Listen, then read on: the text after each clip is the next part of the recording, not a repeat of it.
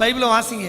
பைபிளை வாசிக்க நான் சொல்கிறேன், நீங்கள் பைபிளை வாசித்தா மட்டும்தான் கண்டிப்பாக சொல்கிறேன் நம்மளோட வாழ்க்கையில் சந்தோஷம் நிச்சயம் இருக்கும், சமாதானம் இருக்கும்.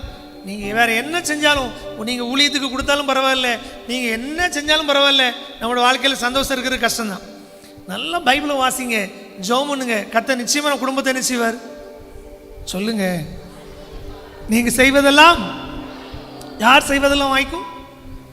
கர்த்தருடைய வேதத்தில் எப்படி இருந்து பிரியமாயிருந்து இரவும் பகலும் அவருடைய வேதத்தில் தியானமா இருக்கிற மனுஷன் பாக்கியவான், அவன் செய்வதெல்லாம் வாய்க்கும். ஆமா, அந்த வசனத்தை பாருங்க. அவன் நீர்க்காலியின் ஓரமாய் நடப்பட்டு தன் காலத்தில் நல்ல முக்கியம், தன் காலத்தில் தன் கனி என்ன செய்வான். அந்தந்த சீசன்ல அந்தந்த கனி வரணும், இல்லைன்னா அது டேஸ்ட் கிடையாது. நம்மளோட வாழ்க்கையில் அந்தந்த காலங்கள்ல அந்தந்த ஆசீர்வாதம் வந்துடணும். அல்லேலூயா.